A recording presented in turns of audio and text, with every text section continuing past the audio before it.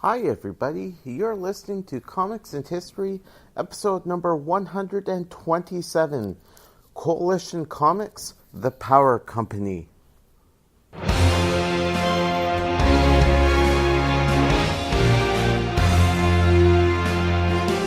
welcome to the show.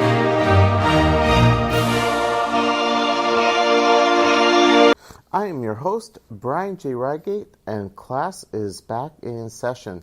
And folks, the book which I'm looking at today is sort of book that this very podcast was born to examine. This is a Kickstarter initiative which sadly may not get as much buzz or attention as other comics initiatives, whether they be from the big two or from the larger independent publishing companies such as Image or IDW. It's actually something which I came across by complete accident.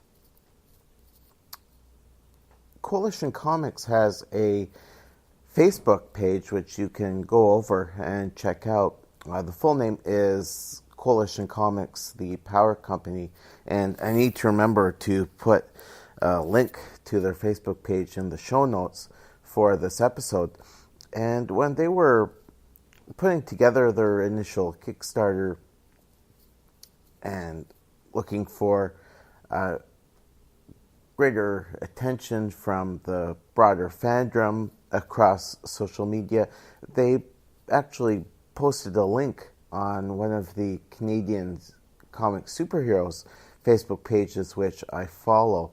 I can't remember which one it was exactly, but it was one of the Canadian Facebook pages that's administered by my friend Sam Noir. And so Sam noticed it and asked the question, okay, what's the Canadian connection? And one of the members involved in one of the comics companies that came together to form Coalition Comics is Canadian or has a Canadian connection, but I get the sense that it's a pretty small connection in any event. But I checked out the link and I was interested by what I saw, especially going over to the main Kickstarter page and seeing the different rewards that they had for different pledge levels. And later on in the show, I'll tell you about some really neat swag that I got with issue 1 of The Power Company. It came later than expected, and that tends to happen with Kickstarter initiatives.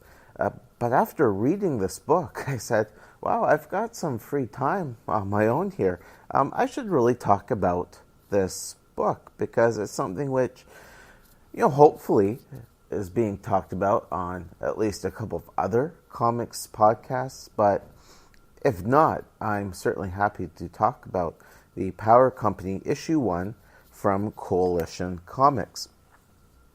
So here's a story behind the formation of Coalition Comics. And in fact, I think what I'll do is I'll just read the short text piece that is on the inside cover to issue number 1. It says, in May of 2016, several creators came together to form Coalition Comics. We had one goal in mind: make comics fun again.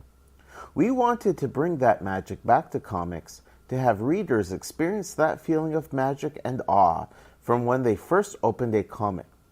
It is our goal to fill a comic with amazing heroes done in amazing art, paired with truly magnificent stories. We hope you'll follow us on our journey.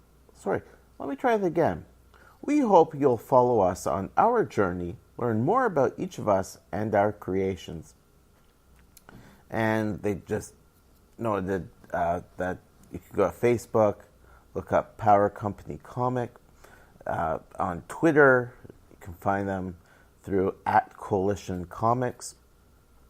And even reading the Kickstarter page, the campaign, the writer of the campaign said that people involved in Coalition Comics wanted to bring back the feel of those 80s X-Men and Justice League comics.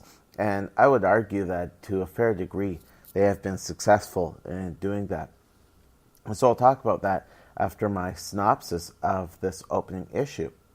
Now, who are Coalition Comics exactly? Well, we've got some creator credits here, again on the inside cover. There's Carlos Rafael, art director and editor-in-chief, and he comes from Champion Comics. There's, I hope I pronounced her name correctly, Dorphise Jean, or Jean. It's Dorphisejean, marketing director, coming from Short Fuse Media. There's Jermaine Christmas, the campaign director from Kringlistic Comics. We have John Jones, the technical director / webmaster from HeroesTCG.com. Rodney Lockett, who for Coalition Comics is the chief financial officer and publisher, and he comes from Iron Gate Comics. There's Roy Johnson, book's creative director. He comes from Standard Comics, and Standard Comics itself is a pretty huge independent comics producer. In this first issue, you actually get a full-page ad for the Standard Comics Encyclopedia. There's a whole Standard Comics universe in and of itself, and you can find that on Facebook and perhaps even Indie Planet, variety of places. Just a pretty expansive universe, and if you check out their Facebook page, they've done some neat stuff where they've created sort of what-if style comics covers from yesteryear. So imagining if comics characters like Nelvana of the Northern Lights never went away, but continued to appear throughout the 50s and 60s along with other superheroes. Some really neat retro-style comics, wondering what if these characters, like Nelvana, never faded into relative obscurity. And then finally, there's Tony Clapper, the operations director, and he is from Crazy Monkey Inc. Now, from what I understand, there were another couple of creators who did join Coalition Comics early on, and then for whatever reason, they left along with their characters. But in the middle of this book, there is a full-page ad thanking these creators for contributing their characters to at least this first issue of what is hopefully going to be a 5-issue arc. So the thanks go to Erican Bennett for creating Steel Wolf, Daniel Hoynes for creating Thunder Woman, and Nguyen Quang, my apologies for any name butchery there, creator of Midnight Owl. So what's really neat about the Power Company is that you've got a fairly expensive set of characters already, but who come from across what is being called the Indieverse. So that means that these characters, even though some or maybe all of them may have debuted in other comics for other small independent publishers, they're all coming together here. And it's really neat in how they're brought together, and that this is an actual multiverse tale. It is explained that the characters of Power Company and their adversaries, collectively known as Damage Inc., come from across the multiverse. And I, like so many comics fans from my generation, am a huge fan of the multiverse and multiverse stories. And so it's really neat getting to see characters from what are normally separate, disconnected universes coming together here. So let me give a brief synopsis of this opening chapter. So it starts off on the standard Earth world, which we could guess is our Earth, and we're introduced to. Sorry, I almost mispronounced his name, so I wanted to pause and get it right. We're introduced to Cyberilla. That's right. He is a cybernetic gorilla. You could say, in a way,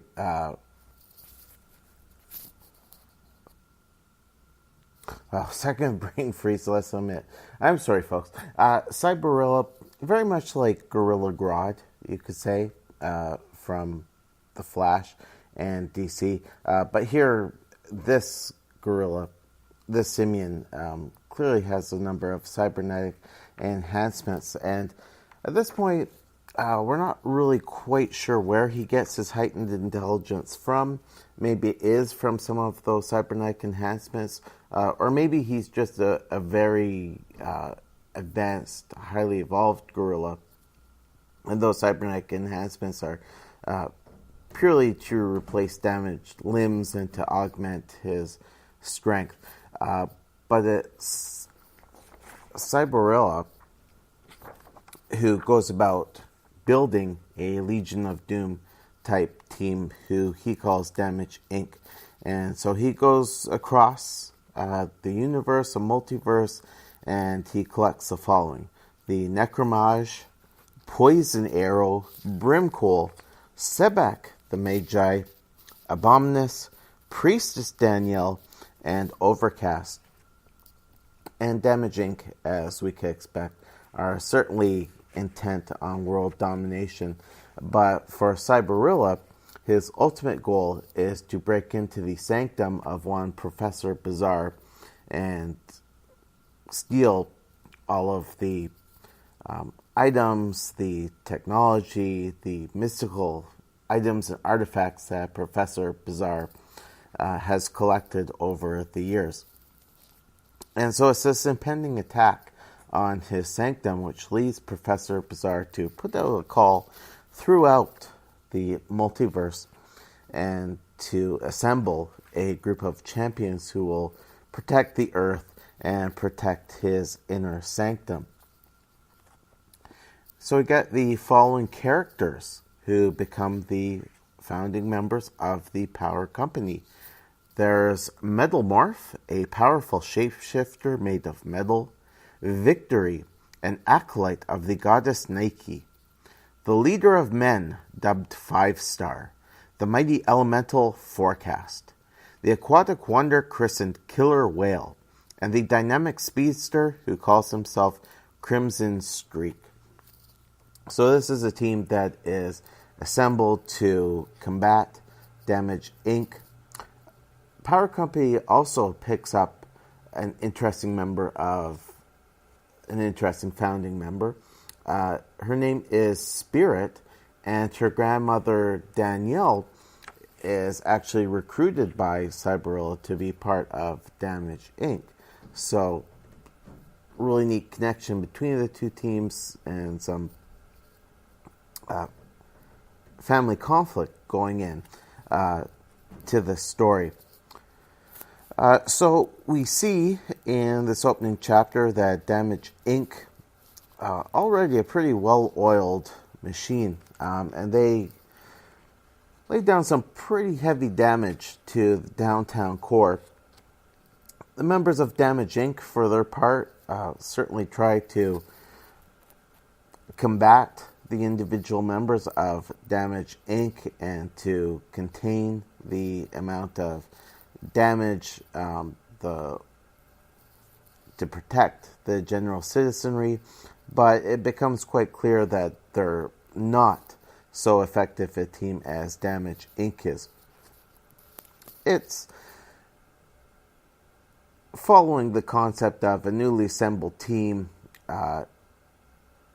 being weaker than its individual parts. In other words, 5-Star and company, on their own, they're all incredibly powerful, but you get the sense that they have been working on their own up until this point. And so they first have to learn how to be a team before they can really put up an effective front.